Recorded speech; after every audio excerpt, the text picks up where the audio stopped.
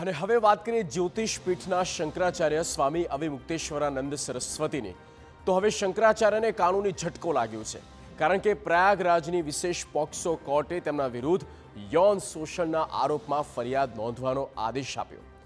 એડીજે વિનોદ કુમાર ચોરસિયાની અદાલતે સ્વામી અને તેમના શિષ્ય સ્વામી મુકુંદાનંદ ગિરી વિરુદ્ધ પોલીસને કેસ રજીસ્ટર કરી તપાસ શરૂ કરવાના નિર્દેશ આપ્યા.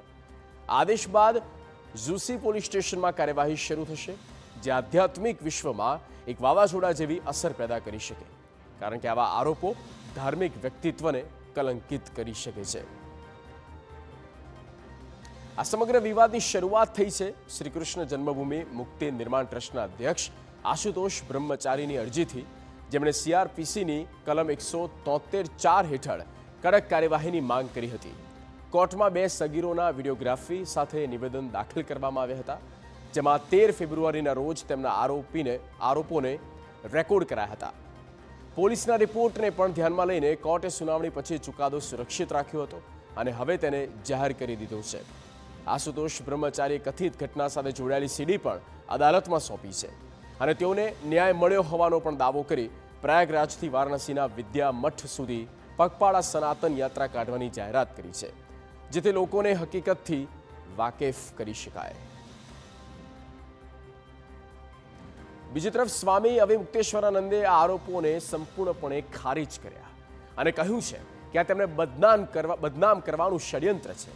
તેમણે કહ્યું કે 4 શંકરાચાર્યની બેઠકમાં આ વિશે વાત કરાશે અને તેઓએ કોર્ટમાં પુરાવા રજૂ કર્યા છે, તેથી સત્ય બહાર આવશે. તેઓએ ભારપૂર્વક કહ્યું કે આરોપો તેમના ગૌ માતાના રક્ષણ અને પ્રતિષ્ઠા માટેના અવાજને દબાવવાના પ્રયાસ છે. दर्ज करने के बाद क्या करेंगे? जांच करेंगे, गवाही साखी लेंगे, यही न्यायालय की प्रक्रिया होती है.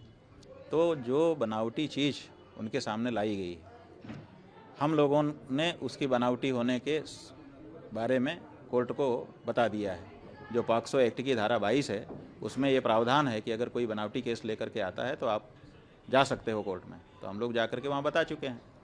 अब जब उसको दर्ज करेंगे तभी तो जांच होगी, तभी तो गवाही साखी होगी. बिना दर्ज किए तो ये सब हो नहीं सकता है. तो उन्होंने दर्ज कर लिया है. जो प्रोसीजर है उसको पूरा करेंगे.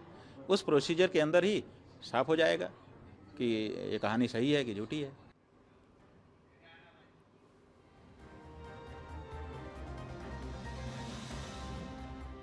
તો આ મામલો શું છે તેની વાત કરીએ. શંકરાચાર્ય અવિમુક્તેશ્વરાનંદ વિરુદ્ધ પોક્સો કેસ દાખલ.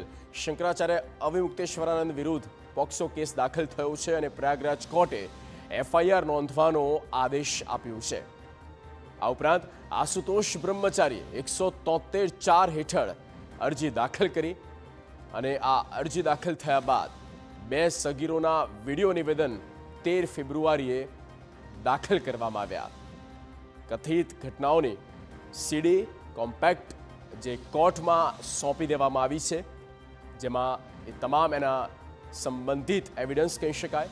કોર્ટે પોલીસ રિપોર્ટ સંજ્ઞાનમાં લીધો છે, ધ્યાનમાં લીધો છે અને આશુતોષ બ્રહ્મચારી પગપાળા સનાતન યાત્રા કાઢશે, આ એક મોટી બાબત કહી શકાય.